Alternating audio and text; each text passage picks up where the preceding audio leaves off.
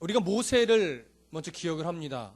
모세가 애굽에서 나올 때에 처음에 모세는 40세가 될 때까지의 모세는 애굽 왕 바로 왕의 그 공주의 아들로서 자라면서 내가 모든 것을 할 수 있는 사람이겠다. 내 능력, 내 학식, 내가 배워왔던 것이면 이제 내가 애굽에 고통받고 있는 내 민족들을 도울 수 있겠다라고 생각을 했었습니다. 그러나 그 생각은 여지없이 동포들로 인해서 무너졌지요. 그러므로서 하나님은 모세를 미디안 광야로 내모르셨습니다. 미디안 광야에서 80세가 될 때까지 40년을 거기서 살게 됐습니다. 살면서 모세가 훈련된 것은 하나라고 말씀드렸습니다. 뭐라고 말씀드렸죠? 아무것도 하지 않는 훈련입니다. 40년 동안 그저 장인의 양떼를 치면서 40년을 객과 같은 모습으로 자기 소유 하나 없이 살아가고 있었습니다. 자기 소유 하나 없이 나는 아무것도 할 수 없는 연약한 존재이라는 사실 하나만을 깨달으며 40년을 보내었던 겁니다. 무엇이든지 할 수 있을 줄 알았는데 이제는 아무것도 할 수 없을 것 같은 연약한 존재가 되어 80세의 노인이 되어 있는 모세입니다. 하나님은 그를 호렙산으로 인도하셨고 불꽃 가운데 타지 않는 떨기나무 앞에 멈춰서게 만드셨습니다. 그러면서 모세야 모세야 부르셨죠. 그 부르심이 바로 모세를 향한 하나님의 소명이었습니다.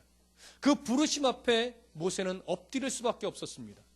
이곳은 거룩한 땅이니 네 발에 신을 벗고 종의 모습으로 주인이 시키는 것을 해야 하는 절대 복종의 자세로 엎드리라. 이곳이 하나님의 임재에 있는 이 땅이기에 이 땅도 거룩한 것처럼 네가 내 손에 붙들리면 거룩한 사역을 감당할 수 있을 것이다. 그것을 보여주고 계시는 겁니다. 그러면서 모세에게 이제 너는 내 백성 이스라엘, 지금 고통받고 있는 이스라엘 백성들을 애굽에서 탈출시켜 어디로? 언약의 땅, 약속의 땅으로 가는 그런 지도자가 될 것이다. 그 사명을 줍니다. 그때 우리가 저번 시간에 배운 모세의 첫 번째 반응은 뭐였습니까? 11절. 모세가 하나님께 아뢰되 내가 누구이기에 바로에게 가며 이스라엘 자손을 애굽에서 인도하여 내리이까. 완전히 부서져 있는, 자기의 능력은 아무것도 할 수 없는 존재라고 하는 연약한 고백밖에 할 수 없는 모세의 모습이었고, 그런 고백을 하나님은 듣고 싶으셨습니다. 애굽에서 모든 것을 할 수 있을 때에는 하나님과의 이런 만남의 경험, 하나님의 부르심의 경험이 없었습니다. 그러나 이제 광야에서 40년을 보내면서 나는 아무것도 할 수 없는 연약한 존재입니다라는 고백밖에 할 수 없는 그런 모세는 이제 아무것도 할 수 없는 존재이지만 누구의 부르심을 경험해요? 하나님의 부르심을 경험했습니다. 그러고 나서 하나님으로부터 이스라엘 백성들을 인도해내는 지도자로서의 그런 권위를 부여받게 되는 것이지요. 그 부르심의 과정 속에서 모세는 아직 자신에게 임하신 하나님이 어떤 분인지를 정확하게 알지 못합니다. 그래서 내가 누구이기에 그들에게 갑니까? 라는 말을 하는 거예요. 하나님이 어떠한 분이신지, 하나님이 누구신지, 왜 나를 부르셨는지를 정확하게 알았다고 하면 그런 반응을 보일 수 없죠. 그러나 이제 모세에게 하나님은 네가 누구이며 내가 누구인지, 그래서 내가 너를 어떻게 쓰실지를 이제 가르치고 그들을 깨닫게 만드는 과정 중에 있는 겁니다. 그 첫 번째 반응이 이것이었습니다. 내가 누구이기에 바로에게 갑니까? 두 번째 반응은 바로 오늘 13절의 반응입니다. 다 같이 읽어보겠습니다. 시작.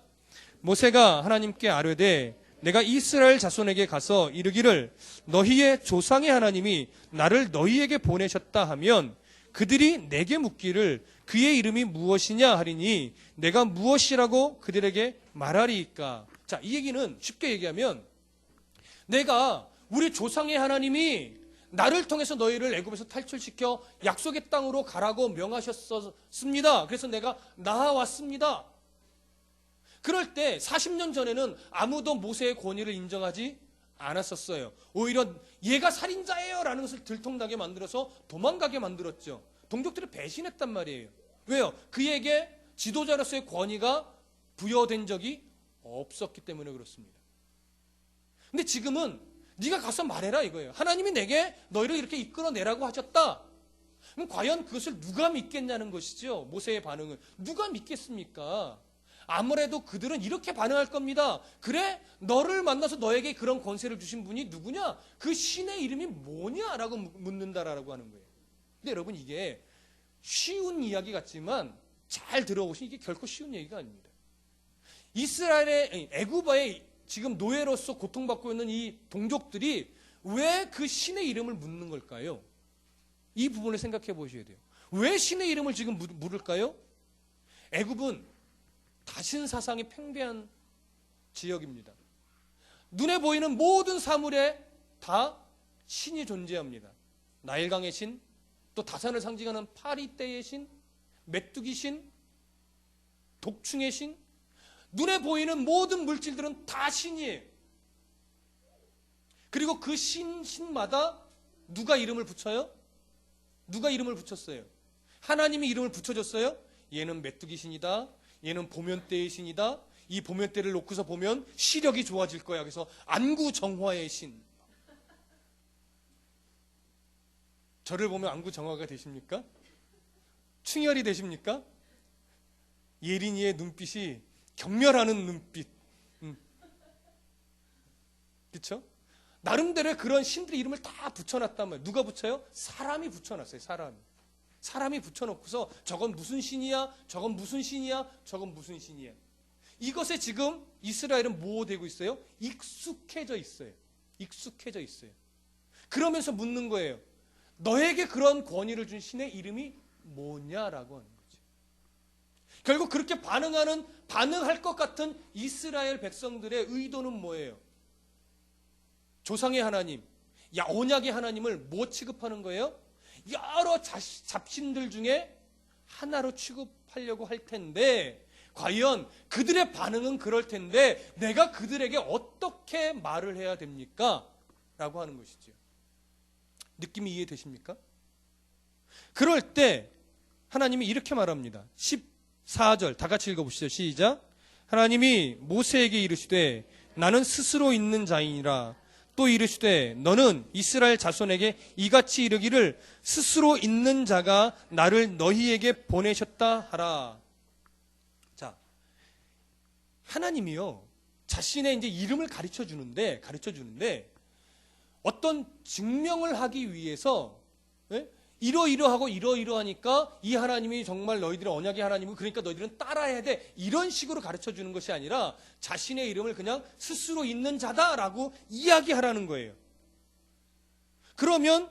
그리고 그렇게 스스로 있는 자가 나를 너희에게 보냈다. 이 정도로만 이야기하라는 거예요. 왜 하나님은 자신의 이름을 스스로 있는 자다? 영어로 하면 I am that I am 또는 I am who I am 이렇게 표현하는데 나는 스스로 존재하는 자다. 이게 뭐예요 도대체? 무슨 말이에요 이게? 여러분 이게 우리가 좀 많이 성경을 읽은 사람 좀 익숙해서 그냥 그렇구나 하지만 하나님의 이름을 뭐라고 말해야 됩니까? 나는 스스로 있는 자야. 그렇게 얘기해. 그렇게 말했을 때 백성들이 그게 뭐 이렇게 반응하지 않겠어요? 스스로 있는 자다. 이게 표현이 참 어려운 거예요. 이걸 어떻게 이해해야 될까요? 사실은 솔직하게요. 나는 스스로 있는 자, I am that I am. 이 말에 대한 학자들의 견해가요. 지금도 논쟁이 심합니다. 무슨 의미냐 도대체 이게. 무슨 의미냐. 이 말에 의해서 사실은 여호와, 히브리 발음으로 하면 예호와 이렇게 돼요. 흐가 들어가요. 예호와. 그게 어떻게 표현이 안 돼요. 그런데 다른 방향으로 한번 생각해 보세요. 여러분, 솔직하게 하나님이 만물을 창조하신 그 하나님이 이름이 있습니까? 이름이 있으실까요? 왜냐하면 왜 이름을 묻냐면 누가 하나님께 이름을 붙일 수 있느냐라고 하는 거예요. 무슨 말인지 이해되세요? 잡신들은 사람의 이름을 붙여준 거예요. 근데 만물을 창조하신 바로 그 하나님은 누가 이름을 붙여주냐고요?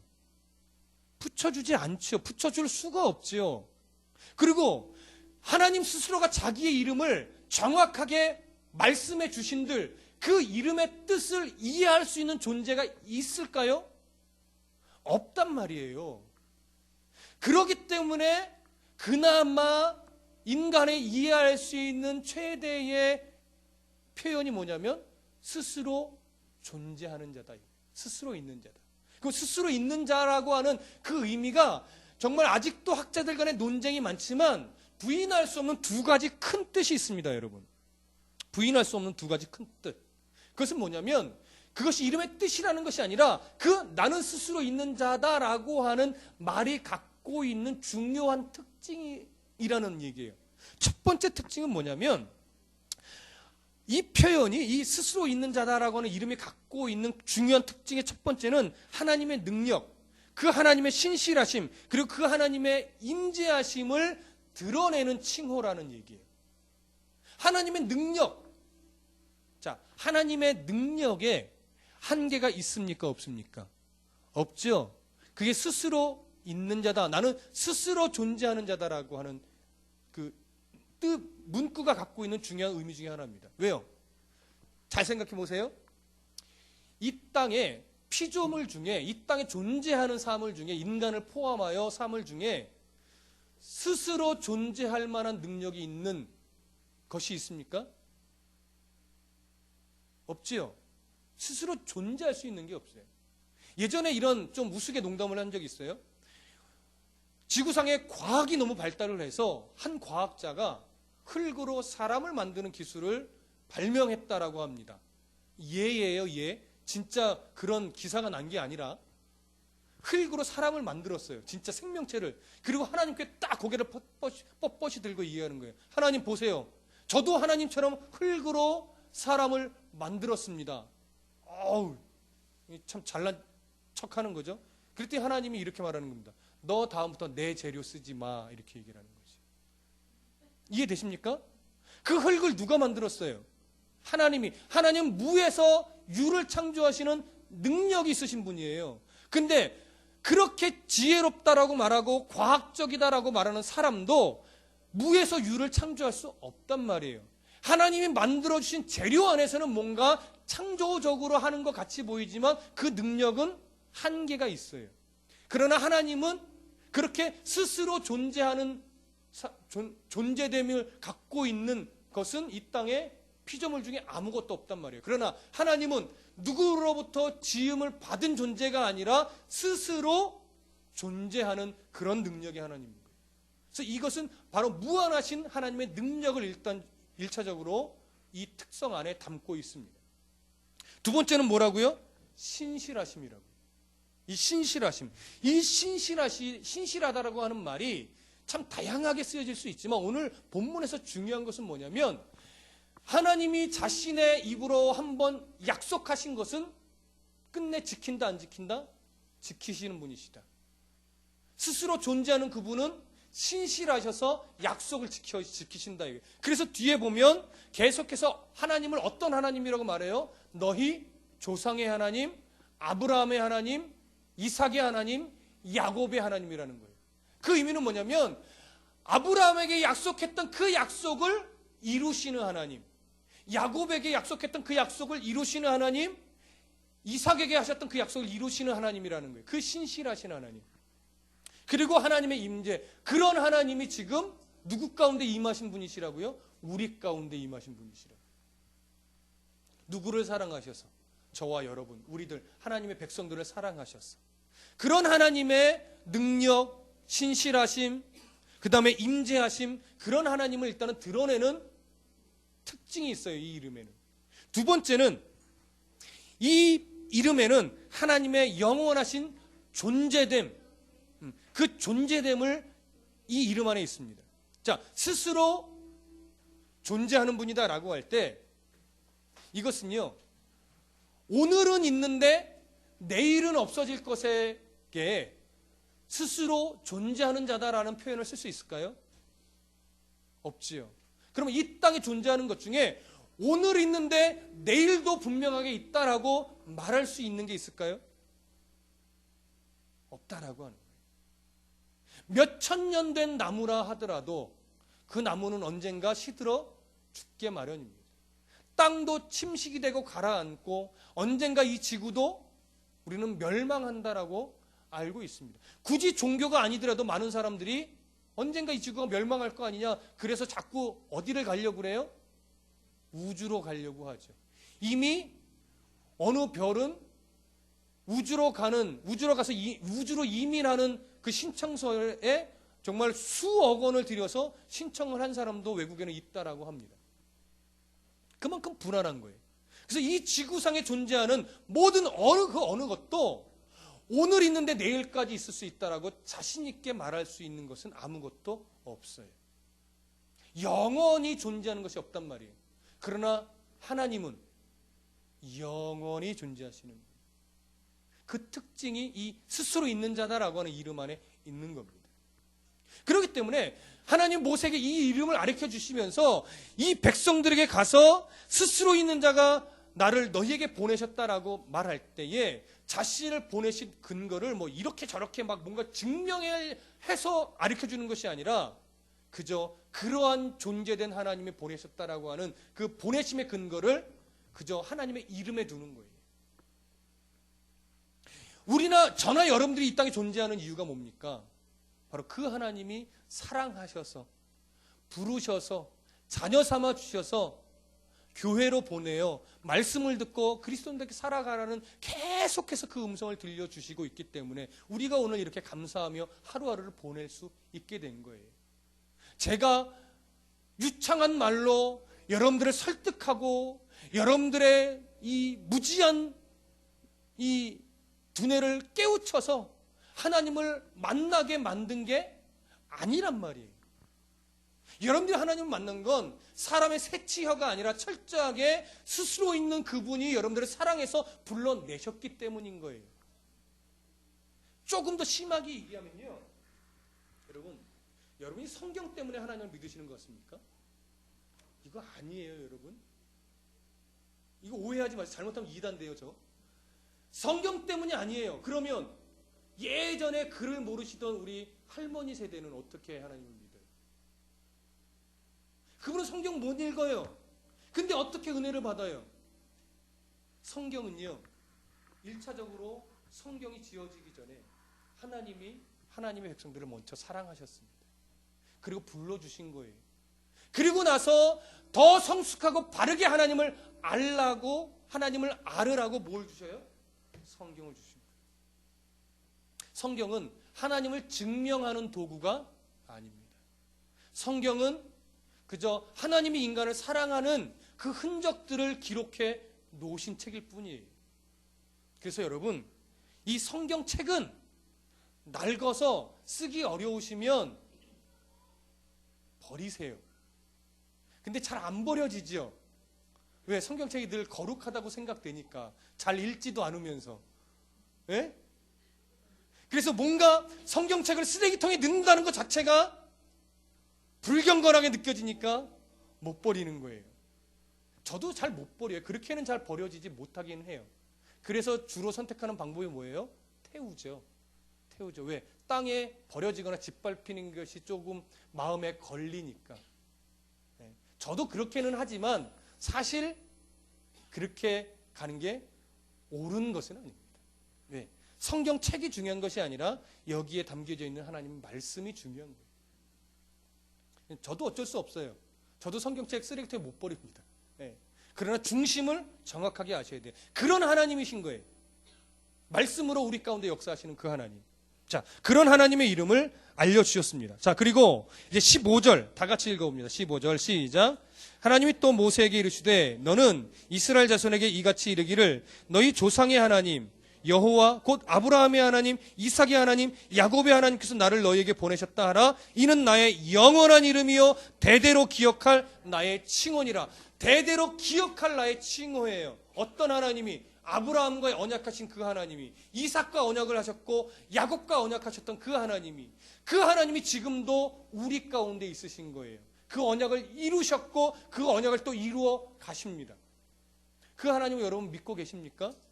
여러분들에게 아브라함의 하나님은 나와 좀 거리가 먼 하나님은 아니십니까? 야곱의 하나님은 성경에만 기록되어 있는, 구약 성경에만 기록되어 있는 하나님이지 나와 좀 관계가 좀 깊이 있다라고 여겨지시지 않지는 않습니까? 발음이 되게 어렵네요. 여겨지시지 않지는 않습니까? 아니면 정말 아브라함의 하나님이 내 하나님이다, 이삭의 하나님, 야곱의 하나님이 정말 나의 하나님이 맞다라고 정말 가깝게 느껴지십니까? 가깝게 느껴지셔야 돼요. 왜요? 그 언약이 지금까지 변함없이 이어져 오고 있기 때문에 그렇습니다. 16절부터 18절을 보면 그렇게 말씀하시면서 너는 가서 이스라엘 장로들을 모으고 그들에게 이르기를 여호와 너의 조상의 하나님 곧 아브라함과 이삭과 야곱의 하나님이 내게 나타나사 이르시되 내가 너희를 돌보아 너희가 애굽에서 당한 일을 확실히 보았노라.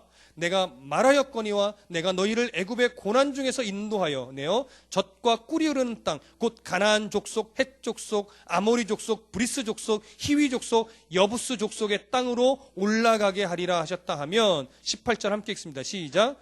그들이 네 말을 들으리니 너는 그들의 장로들과 함께 애굽 왕에게 이르기를 히브리 사람의 하나님 여호와께서 우리에게 임하셨은즉 우리가 우리 하나님 여호와께 제사를 드리려 하오니 사흘길쯤 광야로 가도록 허락하소서 하라.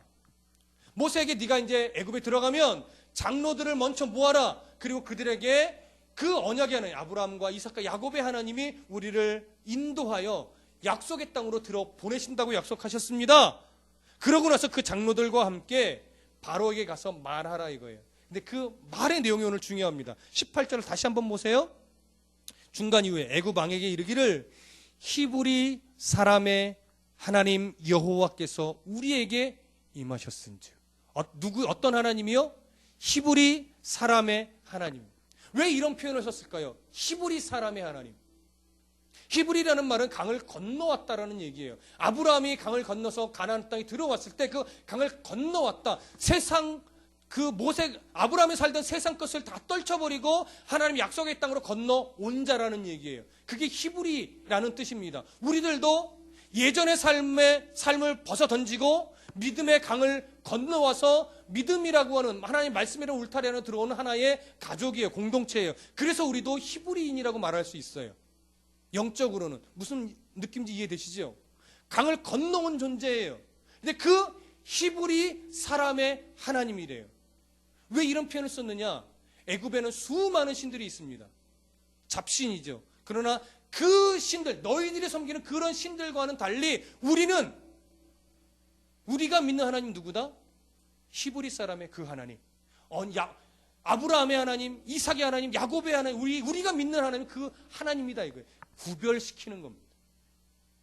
너희들이 지금 세상 가운데 메뚜기 신을 섬기는 그 무리 안에 살고 나일강의 신의 그 문화 속에서 살고 파리떼의 신의 문화 속에서 살아가고 있고 살아있는 신으로 여기는 바알 그 권세 속에 살아가고 있지만 그러나 너희는 누구를 섬겨야 하는 자들이라고요? 히브리 사람의 하나님 그분을 섬겨야 되는 구별된 존재라고요. 그 하나님께 뭐하러 가야 된다고? 예배하러 가야 되니 허락해 달라라고 하는 거예요. 그렇게 이야기하라는 것이죠. 우리 똑같습니다. 우리는 이 세상 가운데 살아갑니다. 물질 만능주의에 살고 성공 지향주의에 살고 종교다원주의적인 문화 속에서 살아갑니다. 그러면서 기독교만 너희들은 뭐가 잘났느냐? 너희들은 정말 참 독선적이다.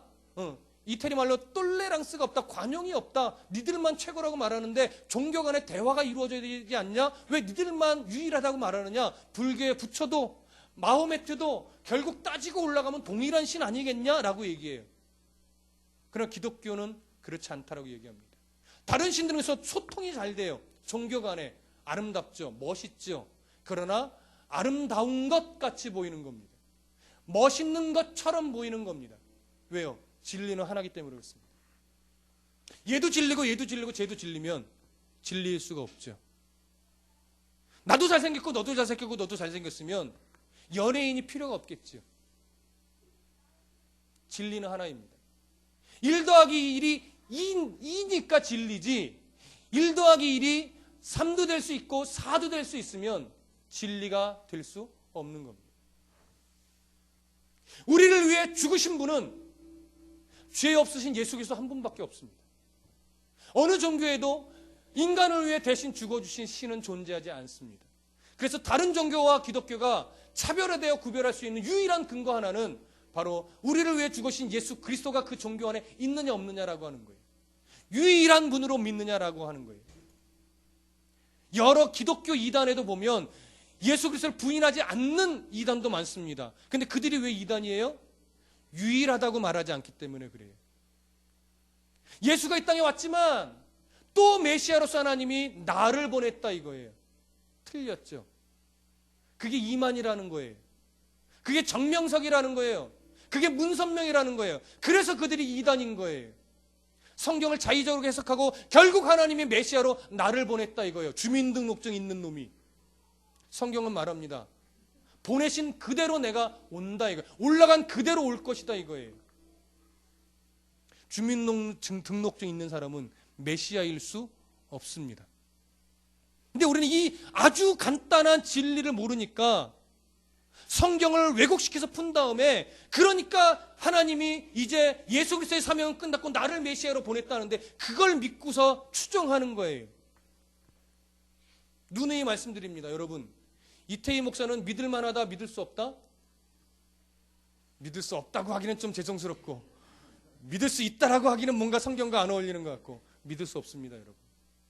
여러분 이태희 목사를 믿고 오는 것 아닙니다. 저를 통해서 하나님이 선포하시는 말씀이 정직하다고 여겨지니까 오시는 거예요. 맞지 않습니까? 제가 헛소리 짓거리는데 여러분들이 그래도 이태희 목사가 말하니까 믿어. 이거는 틀렸습니다. 여러분들하고 이렇게 나누기를 좀 거시기 하지만 요즘에 교회에 아주 썩은 얘기들을 참 종종 듣습니다. 여러분들도 여러분들의 그 상황 속에서 듣는 부분이 많겠지만 저도 또 목회자들과의 관계 속에서 듣는 얘기도 참 많아요. 그러면서 이거 참 나쁜 목사, 어리석은 성도 이 그룹이 하나가 돼서 교회가 망쳐지고 있구나라는 생각이 듭니다. 여러분 나쁜 목사가 너무 많습니다. 여러분 물론 좋은 목사님들은 더 많습니다. 근데 좋은 목사님들의 소식은 잘 안 들리니까 나쁜 목사가 더 많게 여겨질 뿐입니다. 근데 문제는 분명히 나쁜 목사예요. 싹군이라고 말하고 싶을 정도의 목사들이 너무나 많아요. 근데 더 위험한 건 뭔지 아십니까? 어리석은 성도도 너무 많아요. 분명히 나쁜 목사고 싹군 목사인데요. 목사를 비방하고 교회를 떠나면 하나님께 벌 받을 것 같은 어리석은 미신에 빠져 있어요. 그래서 도전도 안 되고 은혜도 못 받고 맨날 어휴 하면서도 교회를 못 떠나요. 왜 못 떠나요?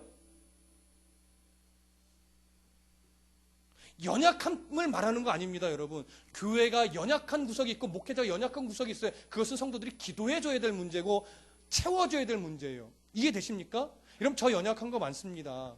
그래서 여러분들이 이해하고 기도해 주시고 또 그 저의 부족한 부분을 채워 주셔야 돼요. 그런데 연약한 것과 잘못된 것은 다른 문제예요. 제가 잘못되어 있으면 성경을 왜곡하여 풀고 있으면 여러분들이 여기 남아있으면 안 돼요. 빨리 다시 더 정직한 목회자를 찾아가시든 아니면 저와 싸우셔야 돼요. 목사님 그거 틀렸잖아요. 예전에 저한테 그렇게 말씀하셨잖아요.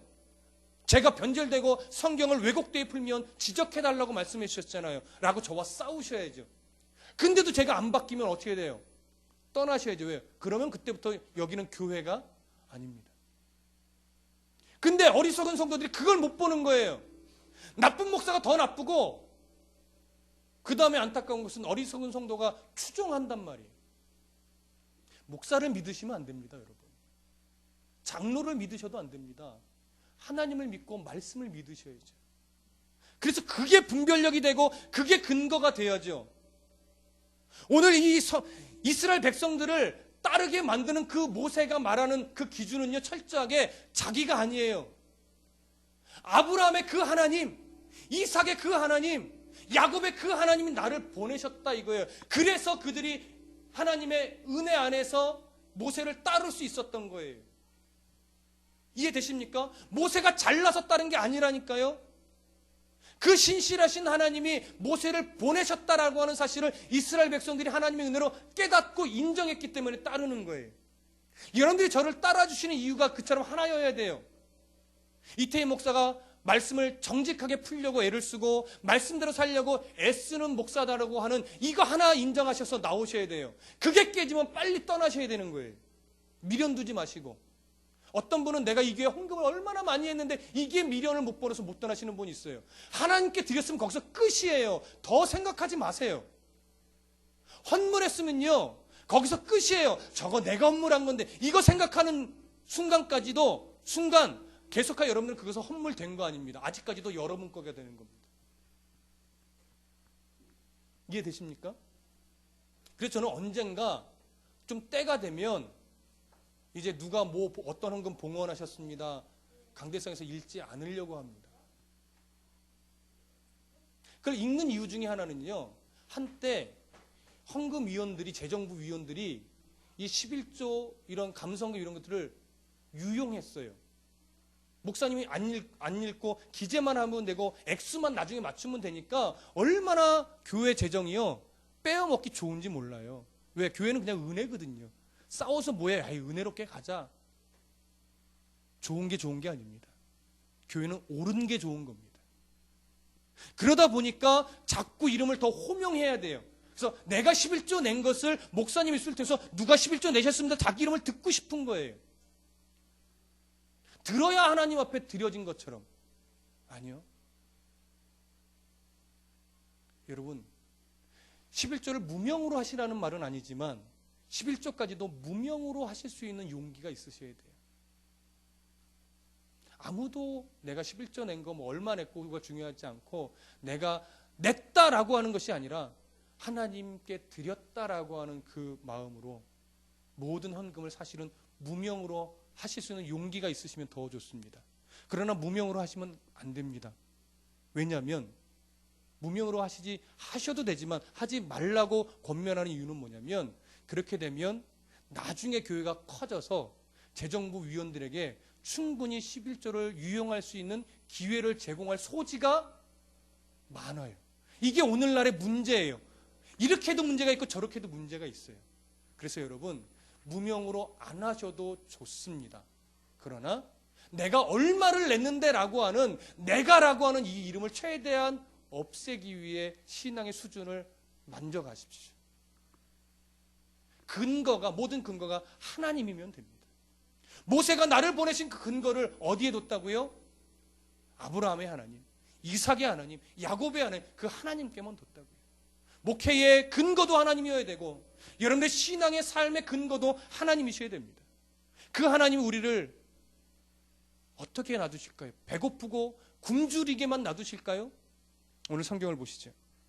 21절 다 같이 읽습니다. 21절 22절 시작.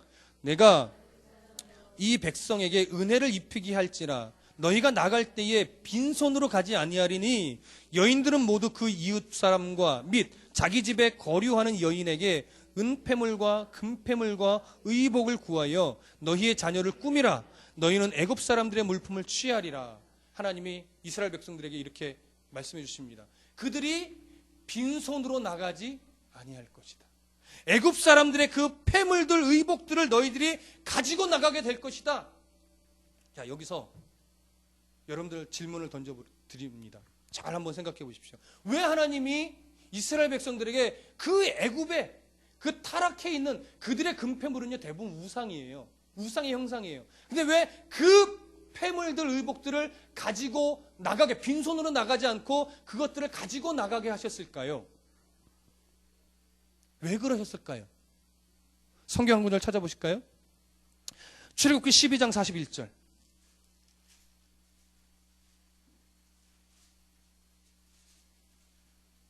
출애굽기 12장 41절. 함께 읽어봅니다. 시작. 430년이 끝나는 그날에 여호와의 군대가 다 애굽 땅에서 나와왔은즉. 자, 이 구절을 참고 구절로 드린다면 여러분, 하나님이 왜 이스라엘 백성들이 애굽에서 나올 때 그 금폐물들을 갖고 나온 것일까요? 자, 그러면 질문을 바꿔보겠습니다. 이제 저를 보세요. 성경 안 보셔도 됩니다. 굉장히 오늘 결론이 굉장히 중요한 부분이에요. 이스라엘 백성들이 애굽에서 탈출한 겁니까? 아니면 승리하고 나온 겁니까? 탈출이요? 승리요? 우리는 보통 엑소더스라고 출애굽기를 표현합니다. 출애굽은 애굽에서 나왔다, 애굽에서 탈출했다라고 하는 의미입니다. 근데 오늘 12장 41절은 뭐라고 말합니까?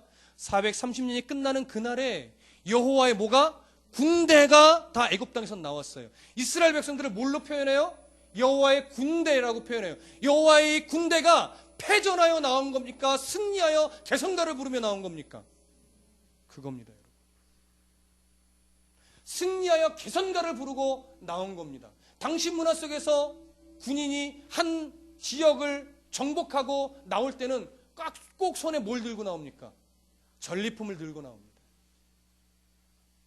이해되십니까? 이스라엘 백성들은 그들은 어떻게 느꼈을지 모르지만 우리는 탈출했다고 표현할 수 있지만 우리 성경은 탈출이라고 표현하지 않습니다. 여호와의 군대가 나왔습니다. 승리의 개성가입니다. 홍해바다를 건넌 이후에 이스라엘 백성들이 하나님께 뭘 하십니까? 찬양을 했습니다. 하나님의 이름을 높였습니다. 물론 누가 싸워주셨어요? 하나님이 싸워주셨죠. 누구의 군대니까? 하나님의 군대니까. 그래서 하나님이 이스라엘 백성들 여호와의 군대에게 승리를 주셔서 승리하여 나오게 한 것이고 그 손에 전리품을 들게 하신 겁니다. 왜 그렇게 하셨습니까? 하나님이 주시는 구원이 얼마나 풍요로운 건지를 상징적으로 보여주는 겁니다. 우리가 예수 그리스도를 통하여 얻은 우리의 공로 없이 예수 그리스도의 그 값진 공로를 말미암아 받게 된 이 구원이 얼마나 풍요롭고 얼마나 값진 것인지를 보여주는 내용이란 말이에요. 그런데 우리는 이런 풍요로움을 느꼈는데 자꾸 우리의 신앙은 오전에 말씀드렸듯이 보상으로 가려고 그러지. 믿는 자의 보상은 뭐라고요? 믿는 자로서의 구원의 백성으로서의 하나님의 은혜와 긍휼을 누릴 줄 아는 삶. 우리는 더 많이 누릴 수 있단 말이에요. 더 많이 하나님 앞에서 훈련되면서 누릴 수 있고 고통 속에서 나를 만지시는 하나님을 발견하면서 누릴 수 있는 거예요. 그 누림이 이미 복인데 우리는 이 고난을 견뎠으니까 뭐 보상해 주실래요? 라고 하는 베드로와 같은 질문을 한다고요. 내가 모든 것을 버리고 주를 따라 싸우니 무엇으로 더해 주실래요? 뭘로 보상해 주실래요? 자꾸 우리의 신앙이 이렇게 간다고요. 그때마다 하나님이 하시는 것은 뭐예요? 말씀하시는 건 뭐예요? 네가 버리고 주를 쫓았으면 그 쫓을 수 있었다는 것 자체가 뭐라고요? 보상이라고요. 그러니까 여러분 누리세요. 좀 가난하십니까? 하나님의 은혜로 이 가난을 누리세요. 물론 말이 쉽습니다. 그러나 그 안에서 하나님을 정말 만나시면 가난하다고 내가 내 영까지 굶주린 것이 아니라는 사실을 알게 됩니다. 내가 뭐가 없다고, 내가 뭐가 부족하다고 해서 내 삶이 자꾸 가라앉고 무너지고 부서지는 것이 아니다라는 사실을 알게 돼요. 그 하나님의 공급하심과 만지심과 그 은혜를 내가 가슴속에 느끼면 삶을 누릴 수 있어요. 나를 단련하시는 하나님의 사랑, 나를 연단하시는 하나님의 긍휼하심을 내가 가슴에 풍성히 누릴 수 있다고요. 이것을 누릴 수 있는 수준까지 가셔야 됩니다. 그것이 바로 빈손으로 나오지 않게 하시는 하나님의 은혜입니다. 이때는 금은 패물로 이것이 상징됐지만 오늘은 금은 패물로 우리가 부욕해 되는 것이 아니라 하나님의 말씀으로 하나님과 동행한다는 사실을 깨달음으로 나를 사랑하시는 하나님의 사랑이 내 가슴속에 더 크게 느껴지고 여겨지심으로 주의 약속 안에서 내가 안전하다고 하는 이 믿음을 갖게 되는 것으로 우리는 이 신앙을 누릴 수 있고 즐길 수 있고 더 넉넉하고 풍요로운 그리스도인의 삶을 살 수 있게 되는 것입니다. 여러분, 하나님이 절대 여러분들을 빈손으로 버리시지 않습니다. 그 신실하신 하나님, 나는 스스로 있는 자라 아브라함의 하나님, 이삭의 하나님, 야곱의 하나님이 우리를 부르셨고 자녀 삼으셨고 오늘도 동행해 주십니다. 이것으로 오늘 더 기뻐하시고 이것으로 빈손이 아님을 깨달으시고 그래서 더 풍요롭고 넉넉한 성도가 되시길 간절히 부탁드립니다. 기도하겠습니다.